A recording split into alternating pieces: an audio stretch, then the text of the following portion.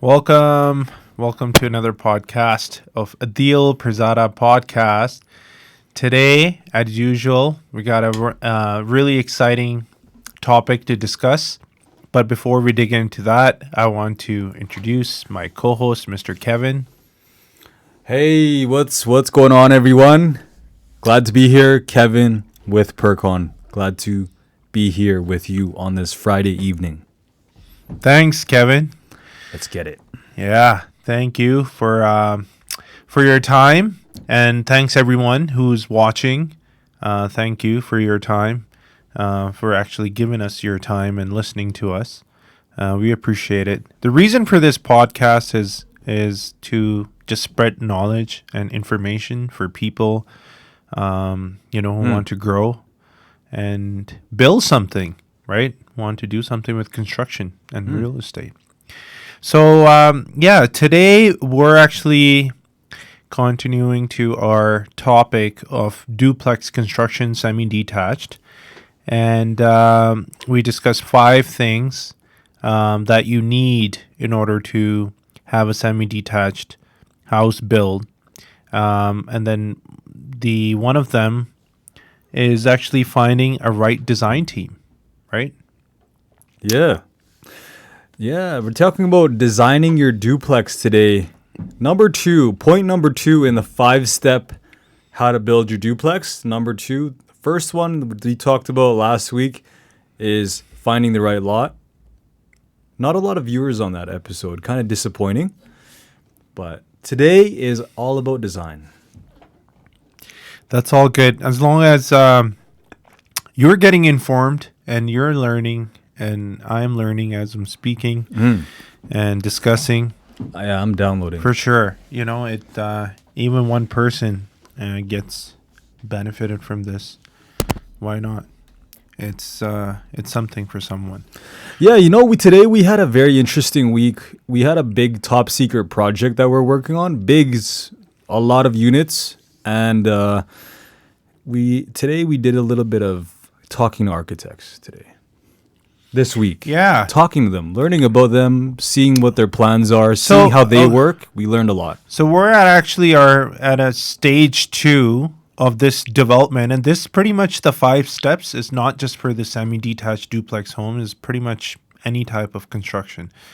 Really, right? Even millions or billions of dollar worth of construction are needed. Even you build communities, you kind of still need those 5 steps, right? You always need a land. You always need someone to design it. You need someone to build it, right? So those things, no matter what happens, they don't go away. Those principles stay there. But Kevin, what are those 5 things that are needed? It was just we can recap for our audience. Point 1, finding the right lot. Point 2, finding the right designer. Point 3 is finding the right construction team. Point 4 is, let me just go back. Cheating. Apply for city permits. Point 4, finding the right construction team. Point 5, ensuring you have the moolah, proper lending for your project. Yeah. Okay, so number 2 is design. Once you have the lot, you know what you want. Maybe you got all the money, and then you're in your private jet and you flew over and land hundreds or thousands of acre, and then you thought that was a good idea to get something. Oh. And point 6 is a phone call from a loved one. Oh. I was right. Yeah. It's time. It's Friday night, so, it becomes very I think what it is, right? The longer the day, the longer the week it is, the more stuff you get towards the end of the week to get done. Like the weekends usually are pretty flexible for a lot of people, but not for Pircon. Anyways, getting back to our topic. We're at it. Yeah. Getting back to our topic, and that topic is finding the right designer. Okay. Yeah, so I have a list of questions that I have for Adeel here today to talk about how to design this duplex. I want to ask you, Adeel, what should I look for? Or actually, let's start from a high level. How important is design for a duplex? I think design for any project is very important. This is like the ground. This is the foundation of the entire project, not just the construction. So if something is mismanaged, something isn't done right, it's going to give you a bunch of issues. So for bigger the project, more important it gets actually, design. For duplex construction is very important.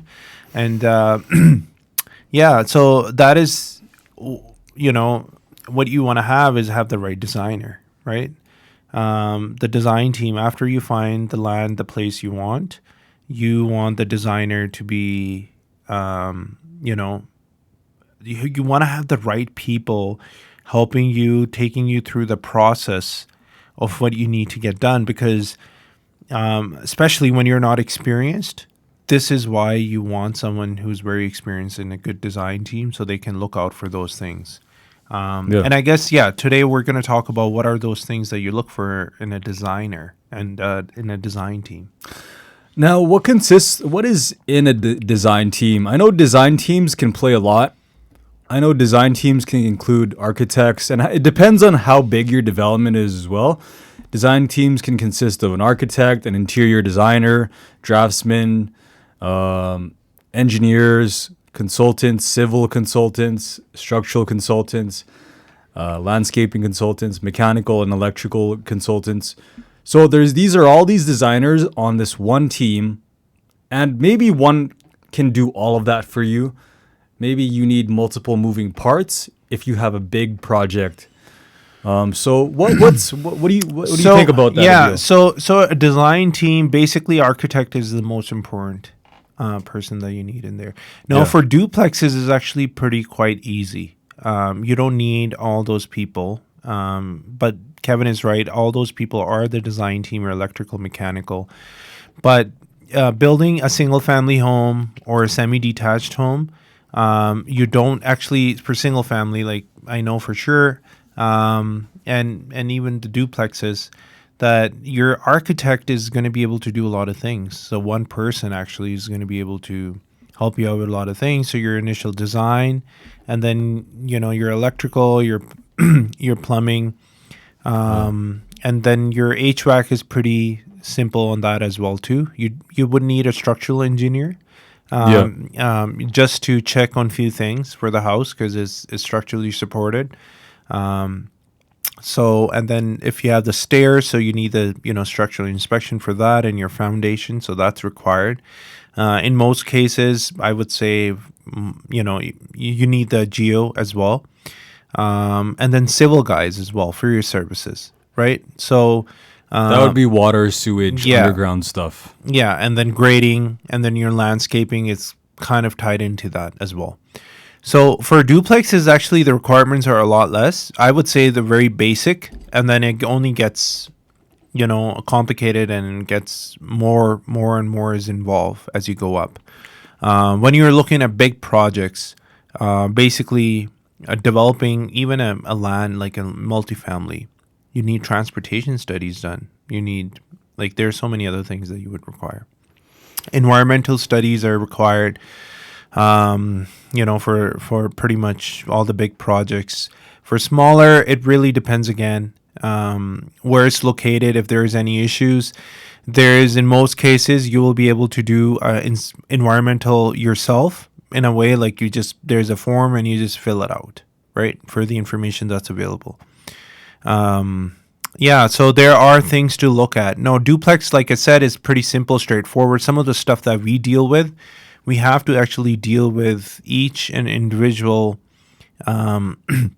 designer, and there are separate companies. So we have one company for architectural, then one for electrical, mechanical, structural, geo, civil, landscaping, all those are required. Bigger the project, actually, the more the people you're going to need, more of the engineering is going to require. Simple. So for duplex, it's pretty easy. You get the right architect, and then they should be able to help you out for what you're looking for. Like if you got a whole bunch of retaining walls, I don't want to say like you don't need some of those people, because you may need it depending on where it's located. On a case-by-case Yeah, basis. it's a case-by-case. But if you got the most simple lot that we discussed in the previous episode, then you're going to need the least amount of those expertise and engineering to be involved. But you definitely need a right designer, architectural team. Now, should you be price-focused? Assuming you're the owner, should they be price-focused or quality-focused when finding the right design team? So actually, there's three things in construction, and I think it goes same for the design, right? Quality, price, and time. Okay, and that you cannot get all those three together. In a way, you cannot have something real cheap price and is done in no time and is really great quality. It's just not going to happen, right? We use that in construction all the time. Same thing goes for the design. Any product that you're going after, basically that's, and services mainly, those three things are there. It's the time is the big two. So maybe you have someone real good price and real good quality, but they're going to be really late on the time. So you can only pick 2 out of 3 in a way. But it's not always true. The way to analyze this, and we do this all the time, and the short answer is that no, most expensive doesn't mean the best services, and most cheapest doesn't mean the worst services. They might be in many cases, but they're not. I think the middle is what is the key. So you want somewhere is in the middle. And then I'll just spit out the right way of finding the designer. We're actually going through that in a process right now, finding the right designer team. And it's for a really big project. But the same principle is how much knowledge they have of that product. So of building those, right? And like semi-detached are pretty easy. So they should be able to share with you a lot of experience of what they have done in design and what they've been part of as a project. And, maybe you can ask for example. They should already have an example or a whole bunch of examples for you to look at. And that's what you would know. And then I would say find a similar. So let's say if you have a duplex and it's located on a lot, that is pretty difficult. Backing on something and then it has the walkout and has the different elevations, then work with the architect who's experienced in that they have a lot of experience in working around those areas, maybe in similar in the same community or other communities like that. And then if you got and a lot that is pretty straightforward, there aren't too many things that you would worry about, then you want to go with the architect who's able to work on who's kind of on volume based. They're quicker turnaround. Maybe the cost is cheap, the quality isn't the best because you're not really I don't want to tell you to settle for the low quality, but I'm just telling how to analyze it. It all depends on your project. You definitely don't want to have someone real cheap and they may have the longer timeline or the bad quality. Either of those are not good for your project. They're not good at all, no. Right? So yeah, Adeel actually mentioned this. We had a conversation. We've been learning some stuff. I'm learning a lot from Mr. Adeel. And he mentioned that, we have found some clients that we work with or potentially work with, sometimes they can be price focused. And one thing I do always consult on my clients with is I tell them that if you're going to get a cheap designer, that's totally fine. But here's what you will expect. You will expect deficiencies. So we're going to cover this in a little bit further of this podcast, but you're going to have to do permitting, such as building permit and development permit. With a cheap designer, you will have some low quality work that will have some deficiencies in the drawings. There'll be issues with the drawings. The planners, the inspectors will look at these drawings and see, oh, why is there this and why is this that? There'll be lots of back and forth to go between the designer and the city and you, and to go back and forth.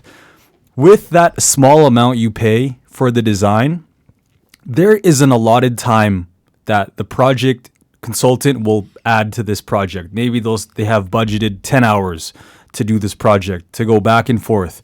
Now, with city communication, to log on to the portal, to go communicate back and forth, it will take time and to change the drawings. And maybe this consultant, the designer you hire, is going to run out of time. He's going to run out of money. It's going to be months later down the road. You're going to be so delayed that all this time he invested will be wasted because he has more projects to focus on.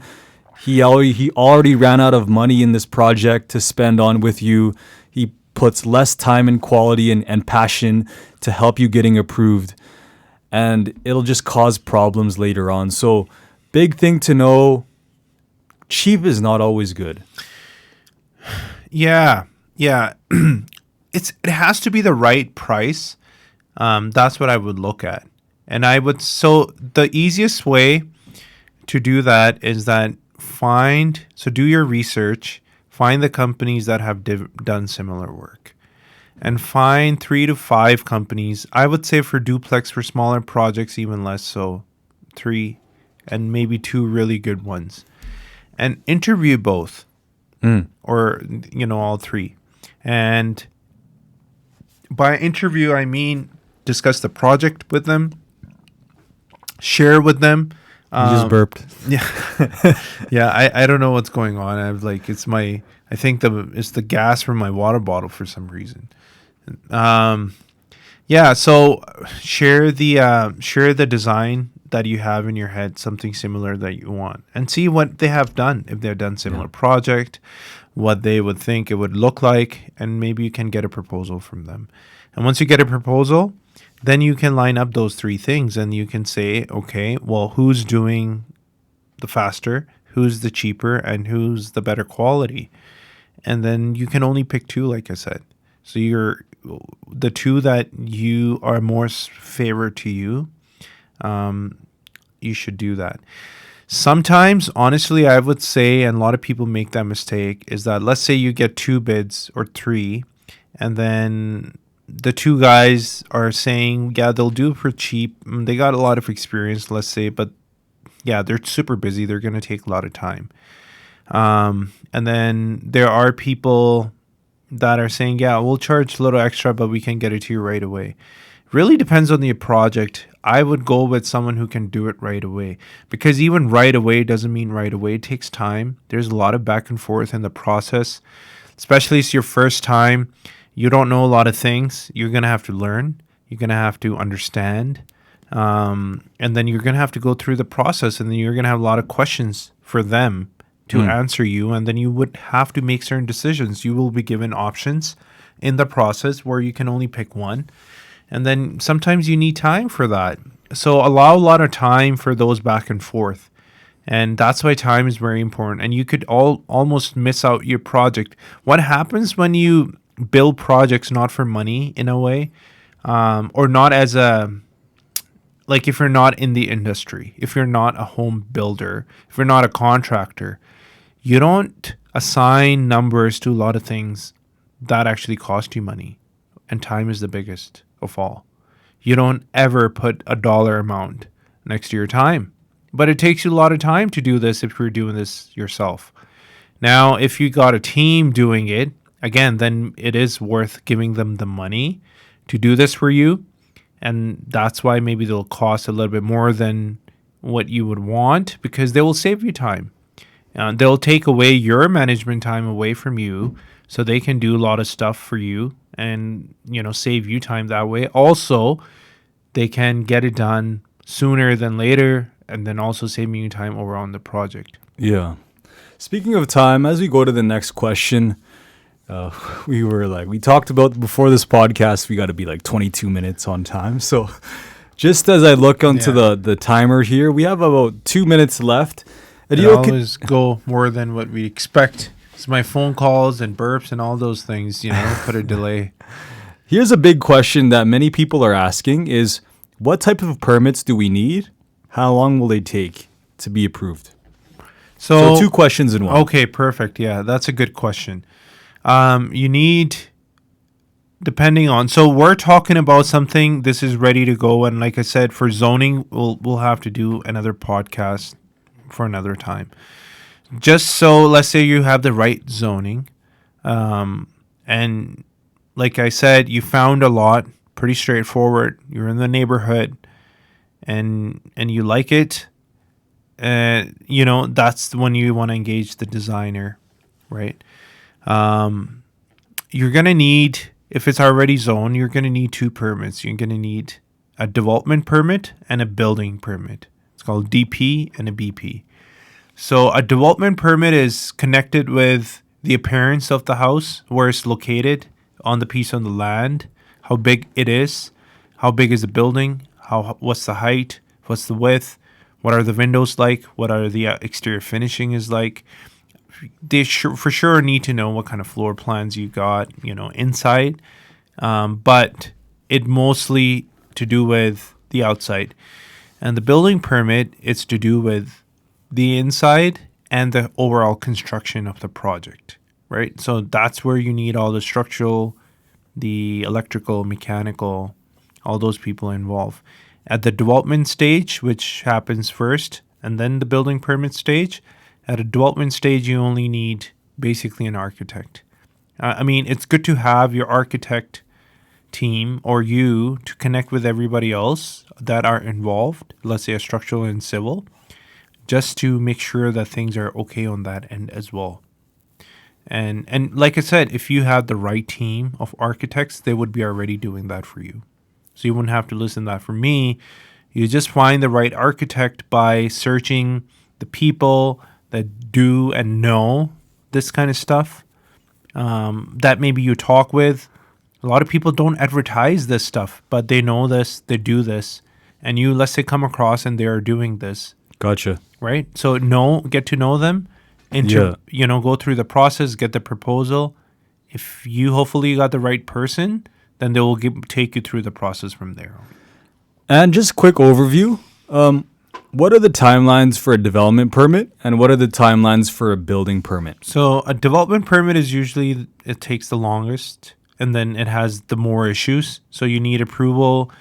The community as well is involved in that process. That's why you'll see those big signs some places that say upcoming development or change of use, and there's a big map in blue, and then there's like City of Calgary, call us for issues, and there's all this reporting that you'll see a sign that the community members can come and share their feedback and say if they like it or not and the reasons why they don't.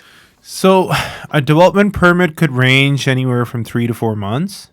It could be longer. Like I said, if there's some back and forth with the city, if there's some decisions that need to be made, again, depending on the lot where it's located, I wouldn't expect it more than 6 months, especially in these days when the city is super busy around the summer season.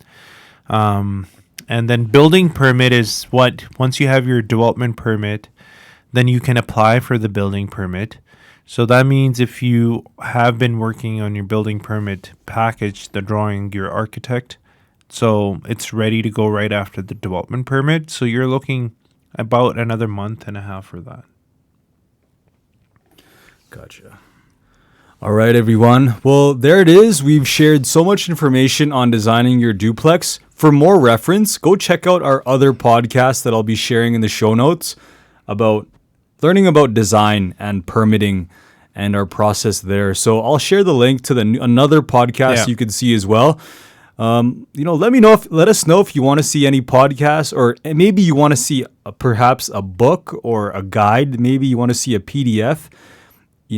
Let us know if that's something you want to see as well. We are looking for ways to improve how we give you value. So any feedback is very welcome. Please comment below, or you could email me as well. I'll share it down below too. Yeah. So and if you have any questions, put in the comments.